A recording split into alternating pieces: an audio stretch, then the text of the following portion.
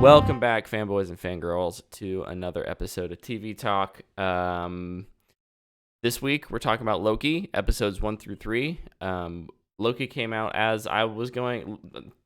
We were like all kind of like on vacation, and so we haven't gotten to do this episode by episode, but we're going to cover the first 3 episodes today. That's right. Total spoilers. All of our crazy theories and expectations that will probably not come true. And we'd love to hear what your thoughts are in the comments down below. All right. Initial impressions of the first 3 episodes. Go. I really enjoy the show. It's a lot of fun. Tom Hiddleston is great. The first 2 episodes were amazing. The third one was fine, I guess. I'm also really enjoying this show. I think my favorite part about the show itself is just its color palette. Yeah. Just all the different, every scene I feel like there's a new color palette, and I think that's really cool. Mm-hmm. Tom Hiddleston, I would agree, is great. I'm really enjoying Lady Loki, but we don't call her that. And I would agree. I thought the first 2 episodes were really good, and I thought the third episode was an episode. It was there. Yeah. I kind of hate when there's only 6 episodes and one of them is a filler, so yeah, it's kind of disappointing. Yeah, reaching that halfway point here, and I would kind of agree that episode 3 really does feel like a filler. The first 2, fantastic. I think something we haven't mentioned yet, Owen Wilson. Yes. He has fantastic chemistry with Tom Hiddleston. Wow. And yeah, those first 2 episodes, banger episodes. The third episode, I like what they're doing character-wise with it, because it is an exploration of like, who are these two and who are they together. But ultimately, it doesn't. It's weird that it ends on that kind of cliffhanger, and it just didn't feel satisfying to me. Mm-hmm. But there were some good character moments in there. And we get to meet, what are we calling her? Sylvie. That's right, Sylvie. And find out a little bit more about her.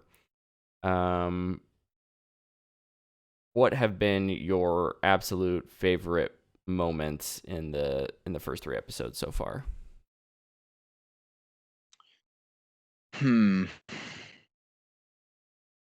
I really enjoyed the Loki recap interrogation scene in episode 1. Mm-hmm. Where Owen Wilson was just like, "Hey, here's been your entire life.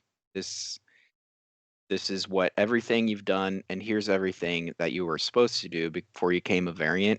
And by the way, you're kind of dead. Yeah, you're irrelevant now." I thought them bouncing off of each other in that scene was really good, where Loki's being Loki and he's trying to talk his way out of everything, but Owen Wilson just isn't falling for any of it. Mm-hmm. He's like, "You're a big metaphor guy. I love it." And then eventually, Loki kind of gets away from him and eventually sees his death. And I thought his performance reacting to that was fantastic. Yep. Yeah. He sees his neck snap and he's just like, no, that's not the end. This is ridiculous. And it's just like, end of file. Yep. He's just like, that's ridiculous. There's no way. Yeah.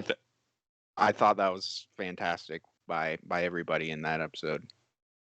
I thought in that scene you talked about him reacting to his death. I got heavy Interstellar McConaughey vibes from that scene.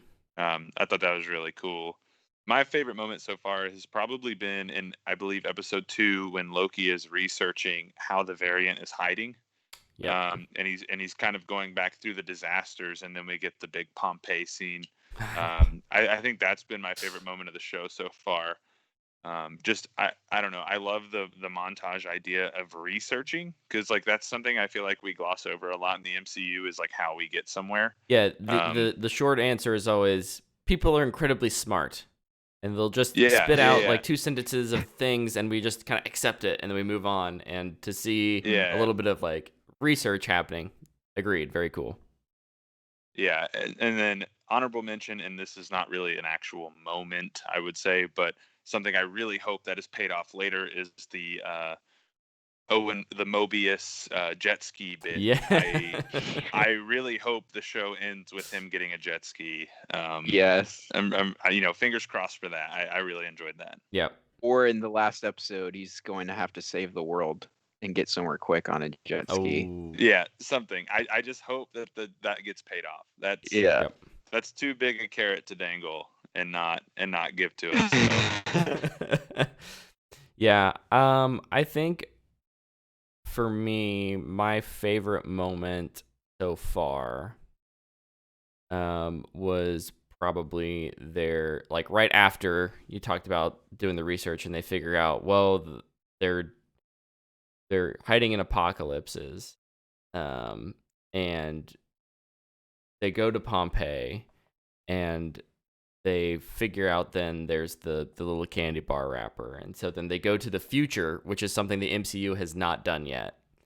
Mhm. And they go to was it Rocksmart or something? But to essentially a hurricane in like Alabama or Mississippi or Louisiana, I don't remember. And there's a pretty cool showdown. It's Mississippi. There's a pretty cool showdown there when we finally do get to meet Sylvie, and we realize that Loki, we've kind of gotten used to Loki being the hero and turning into a good guy, and I was really glad that Loki did a very Loki thing, which is I'm gonna save myself. I'm going to research. I'm not gonna tie myself to the TVA. I'm not committed to that and their vision. I'm gonna figure out how this is gonna benefit me. And he walks through that time portal or whatever a quantum realm portal, maybe. Spoilers, not spoilers. Maybe. Theories. So, what have I love that theory. Yeah, and we will be talking about that for sure. Is there anything about the show that you found disappointing thus far? Episode 3. Just the Just and not necessarily the episode itself. Like, I think it's just disappointing that we're doing a filler for a 6-episode series. Like, that's just, I don't know. Like, I feel like you could have, episode 3 could be part of an episode. Like, you know what I mean? Like, we've been to how many locations already in the first 2 episodes, and then we go to this one location in the future, further into the future, that ultimately isn't going to matter, because we've already learned that apocalypses don't impact things unless you can prevent them, which obviously in this episode they don't. So I don't know. It just felt, the episode just kind of feels like a waste. I do like the performances. Like, I'm really loving Tom Hiddleston getting to just have so much fun with this character, because he's always had such like small parts of every movie, whereas now he can really kind of dress up this character and do whatever he wants with it, and I'm really enjoying that. So yeah, I'd say episode 3 probably is I'd agree with that. disappointing. I think the problem with the episode is they wanted it to be a character episode. The problem was they did that the entire episode, and it felt like they were kind of going in circles to me. I think they could have moved it along a little quicker, and then we could see the arc explode, and whatever happens after that. The arc exploding should have been either the midpoint or like the 2/3 of the way through point of the episode, and then we needed a finale. I assume, obviously we've got 3 more episodes, so like I don't think having a cliffhanger like this there's not. What's the payoff going to be? Gotta make sure they tune in next week. I mean, I don't get this kind of a cliffhanger in this kind of a show. And I would agree that, yeah, this episode did kind of feel like half of an episode. Had they Yeah. dedicated the first half Yeah. to the character development, I mean, they could still do more character development, but the problem is plot wise. Yeah, it felt long and drawn out, and yes, we did learn some things, but that could have been simplified, and I think it could have had a more cohesive feel if they had a traditional episodic structure for this particular episode. Yep. Yeah, and here's my problem with it mostly too. Like, this was supposed to be, and you could tell by the way it was, the episode unfolds. This was supposed to be the episode where the characters develop and we learn a lot about them together. Their relationship is no different from the beginning of the episode to the end of it. Mm-hmm. Like, Sylvie still wants the same thing. She just wants to charge the 10 pad. And the only reason she's sticking with him is so she can. She like, obviously we know, because we've seen enough of this, that there's going to be this relational change where they become kind of friends or, whatever. But like, in this episode, we don't really get any closer to that. I feel like they share a little bit about each other, but they're the same person. So of course they're going to share things with each other. Mm-hmm. Like, it just, I don't know. It just kind of was disappointing. The other disappointing parts for me in that episode were no TVA. I missed Owen Wilson in that crew. We got it for a little bit with the fight scene, but that was really it. They were in and out real quick. Yep, right at the beginning. And I thought, I don't know, 30 minutes in, when they're just walking around on the purple planet and he's asking, like, how does your enchanting work? And she starts explaining it. I thought he was going to figure out that he was inside of his own mind. And when she touched him at the beginning, that she created a little fake world for him because she's trying to figure something out. But no, it's just, they're just talking. It's like, oh, okay, never mind. Yeah, they do kind of tee that up too at the beginning. So I could definitely see, like, I didn't think about that when I was watching it, because honestly, I'll be 100% real with you guys. I tuned out pretty hard during this episode. Like, I actually at one point paused it to check how much time was left. Oof. Because I was like, man, this is not fun. But that is a great thought, and I actually think that would have made this episode really good if that were the case. Because I think then everything else makes sense. But because that's not the case, it's kind of whatever. Yeah. Luke, I like your thinking. Let's do that instead. I'm gonna pretend that's what that was. That's how I'll make it. Hey, he still could be. You never know. Maybe the whole show he's just been in his mind. Sylvia's been messing with him. Well, we only got half an episode this week, so yeah, it's possible that that's the reveal next week. Oh, one of the big reveals and one of the positives that can't come out of this episode for me was the fact that we learned that all of the TVA workers are variants. And we kind of had, I think we all kind of had some suspicion about the TVA and the timekeepers and what's really going on, but now doors are blown wide open with the fact that these are all probably just like memory wiped variants. Who is really controlling what? Survivors of Nexus events. Yeah. What are your guys' thoughts or crazy theories about that revelation? I think they're all just survivors of Nexus events that somebody has plucked from the master timeline and put in this one place in the quantum verse. Luke? Hold on, let me look up her name. Whoever Gugu Mbatha-Raw. Oh.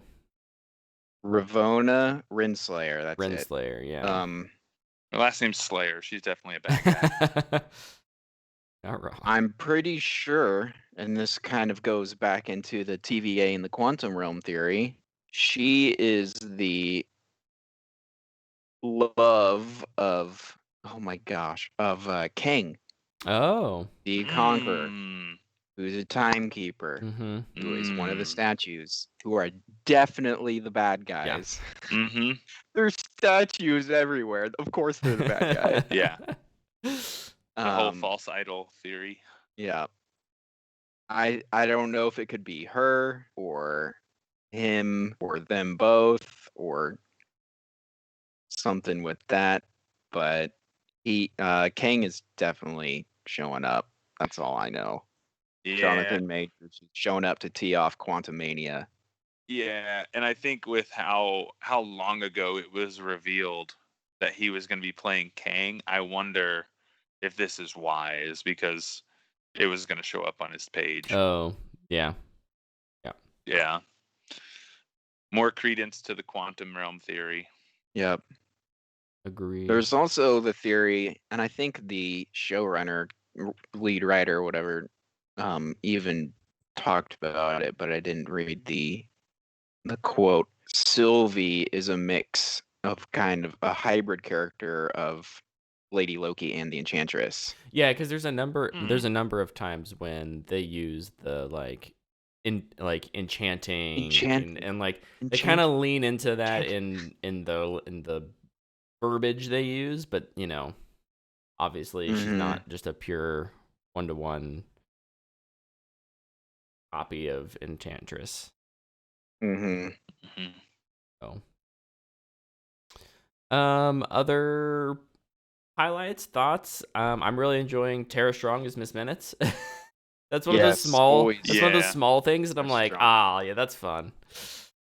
Yep. And they keep hinting like in media to her being a bigger part of this whole thing. So I'm very curious to see how that section of the show kind of expands. And I kind of keep thinking about that when they're talking about the 10 pad. Mm-hmm.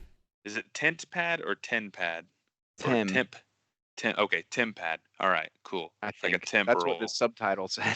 Okay. So like I keep thinking of it, and I was thinking that when Sylvie tried to use it, and it was like it's no juice or whatever, it's dead.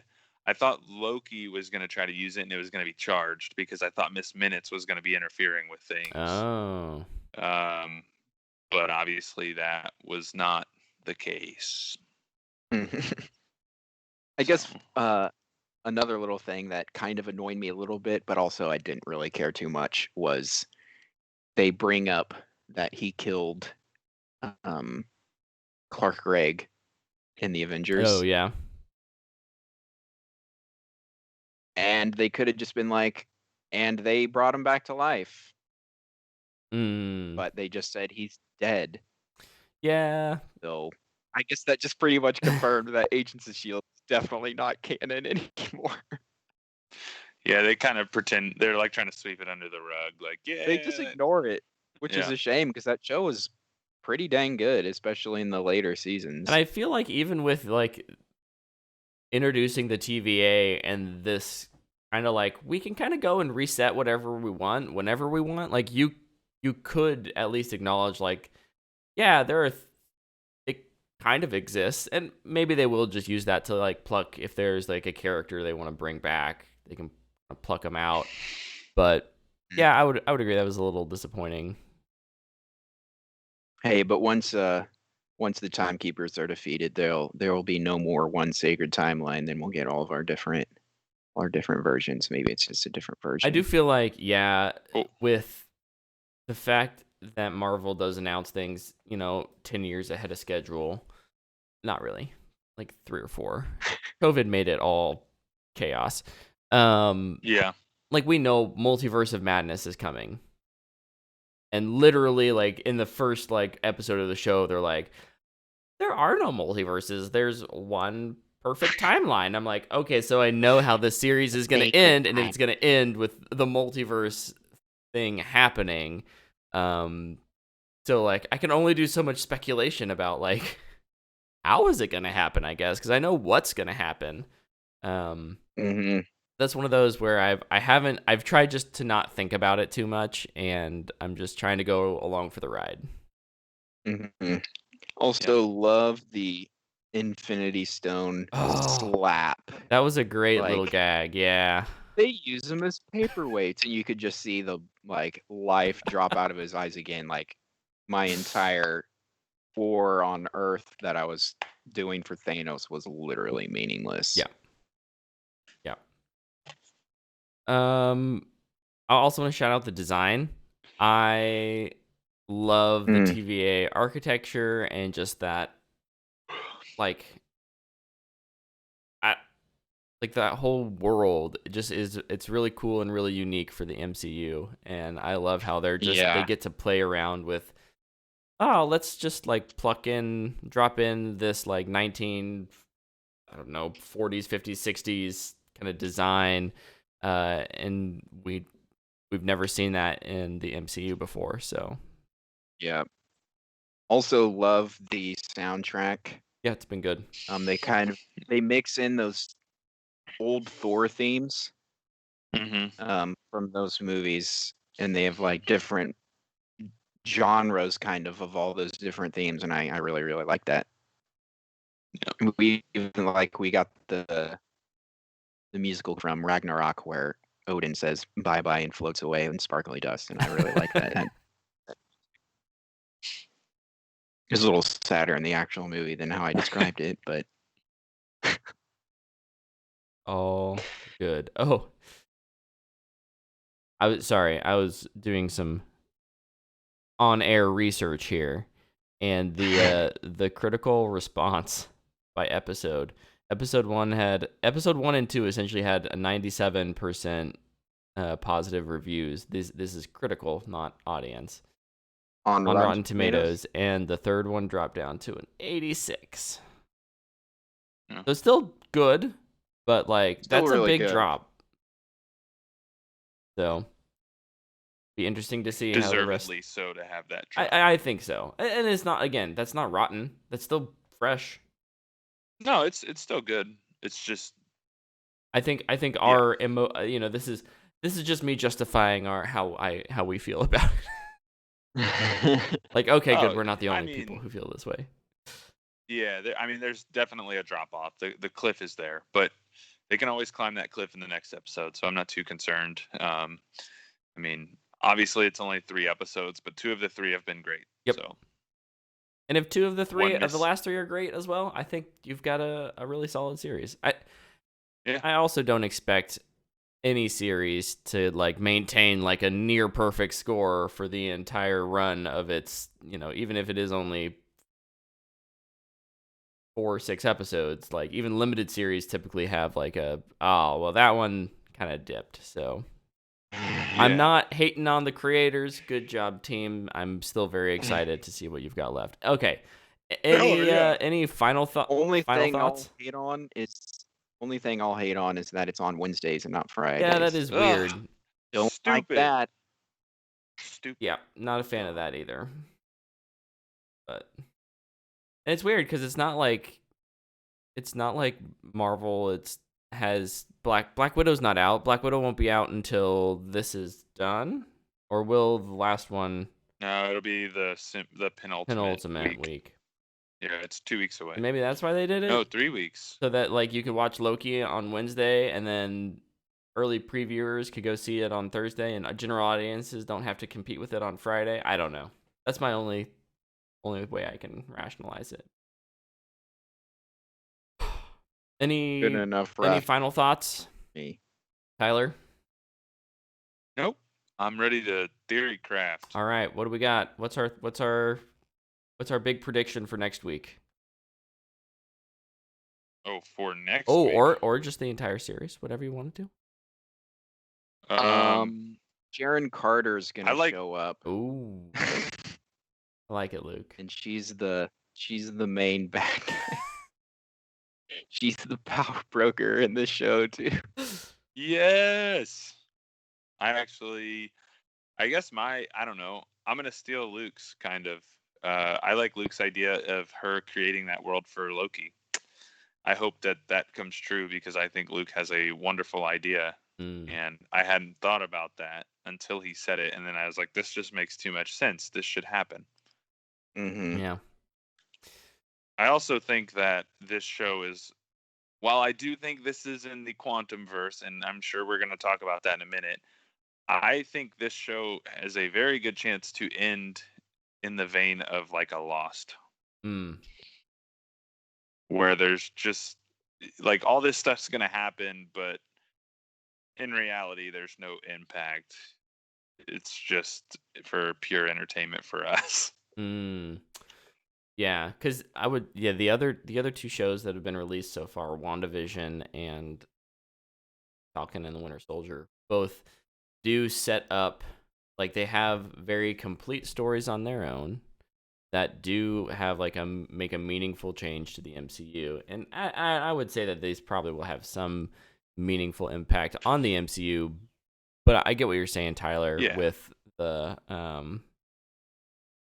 like it's possible that it feels more like a setup for something like Multiverse of Madness than its own standalone story. Yeah. But Yeah. we'll see what they do. I have a feeling Loki may be getting his own movie at some point. So, and this is maybe testing those waters. So we'll see. For me, I kind of hope not, but you know, yeah, teach his own. each their own. Is Luke frozen? I think he's just standing really still. No, I think he's frozen. We've lost Luke. His internet connection sucks. Get better internet, Luke. It did seem a little spotty. I thought it was just me, but I hadn't really noticed anything until just now. But Luke looks very stone faced, and that is fine. I don't know. I I think again, with kind of knowing where this is ending, it's hard for me to make too crazy of predictions. But that said, and knowing it's going to tie into both Quantumania or I say knowing, we're pretty sure it's going to tie into Quantumania and Multiverse of Madness. yeah. Like, I want to come up with a crazy theory like Luke, where it's like we learn that Peggy Carter gets taken into the TVA and she escapes and comes back in the 2000s as Sharon Carter. So Sharon Carter is actually alternate version of Peggy Carter, something crazy like that, which makes Are you her still going off about a power broker theory? which makes her kissing Cap not so weird. I'm still trying to justify that thing from 6 years ago. No, so Brett wanted to welcome back, Luke. Brett wanted to make a crazy theory. So his crazy theory is that Peggy went into the TVA, came back in the 2000s as Sharon Carter, and that's why she kissed Cap. Wild theory. If we're going wild theories, let's get nuts. You want to get nuts? What if? Oh man, that's pretty good though. You went really far here. That I think just Loki is going to be impersonating people throughout the Avengers. So like, oh, this Avenger actually couldn't make it, so he's going to be like, I'll just step in and fake their powers. Here, my theory is, since this is my outlandish, ridiculous theory, the TVA is not actually in the quantum verse, and it's actually a simulation being ran by the Skrulls setting up Secret Invasion. And this is how they train them to act like humans, so when they get to Earth, they're ready to go. Oh my gosh. There was a Skrull in the who was a variant in the first episode. Just It an all idea. connects. But I think the real theory that holds water is that this is actually in the quantum verse. Mm-hmm. Mm-hmm. And I think, there are some shots in this where when we first saw the original Wasp in Ant-Man, she kind of like Johnny Caged a little bit, if that makes sense. Like she kind of moved and there was like a little bit of a shadow or apparition behind her of herself. And I think you see some of that when they go through the temp portals and stuff. And so I think, after hearing that theory, I think Luke told me about it. I hadn't heard about it yet. Somebody at work might have mentioned it, but I after hearing that and then seeing those kind of shots in the show, it's like, oh yeah, that makes perfect sense. And there's like a faint tint of orange Yeah. in the show. and I think orange is kind of their color for the Quantumverse. Then plus you also add on that in Ant-Man 2, when they go in there, you see a city, or what it might have been. It's in the Endgame. first one. Okay. I thought when they You see a city in the quantum realm, Yeah. Mhm. Yep. and it looks very similar to the visual style of the TVA.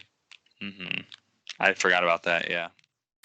Here's I have two more. I don't know if they're as outlandish, but a couple other theories here, and it involves one of them involves something we've been teased, which is that Vormir is a Nexus event, and I think we could see Black Widow returning to the current timeline. I hope that's not true. I think that would we've talked about that. would undermine the entire emotional arc that we had with her. But and had I don't know. Part of this goes into like business things as well. Like had Black Widow come out when it was supposed to, and if it got like positive enough response, could they have like written that in to the show? At this point, they're kind of committed to like a vision, whether or not Black Widow does good or not, the movie. But and then my other one is that Leave her dead, you cowards. my other one is that we get to see more versions of Loki's. In the first episode, we see at least what has been claimed as alternate versions of variants of Loki. They're kind of shown to him via hologram, and I hope we get like some weird old west like showdown where there's a circle of like 12 of them, and they gotta, Here we go. What are they gonna do? They're gonna fight like Loki's, and I hope we get that. We're going to get a version of Loki played by Chris Hemsworth and Thor played by Tom Hiddleston. Yes, They're gonna be switched. that would be an amazing little Easter egg callback, fun thing. I love it. I'm doing the Jack Nicholson idea because I think that's awesome. I'd be super down for that. Brett, boy, do I have a book for you. Oh yeah, that's what you're into. Okay. Yeah. I just have to remember how to read books. It's been a while. Yeah. Reading's hard. Reading is hard. Guys, do we want to hear on camera commit to doing each of the next episodes at one at a time? Yeah. We're not going to wait another 3 weeks and do the last 3 episodes. We're going to be back next week with episode 4, our little talk. Hopefully it'll be a little quicker than this. This one went a little long for our TV talks, but we were covering 3 episodes. So what are you going to do? Don't complain. Be grateful. And so next Saturday, keep your eyes peeled for that. You can find us on Twitch live Monday nights. We do a live recording of our podcast. And if you can't make it to that, just check out our podcast. You can find that on Apple, Spotify, Google Podcasts, SoundCloud, or just go to whatthefanboy.com and places. You can find all of the links there, or follow us on social media at whatthefanboy on Twitter or Instagram. Twitter is the one that we use that I update the most. I'm sorry, I don't have all the time in the world. I can't update everything all the time. But until next week. I feel that. Until next week. We'll see you guys. Thanks for showing up. Thanks for watching. Let us know what your crazy Loki theories are in the comments below. Bye.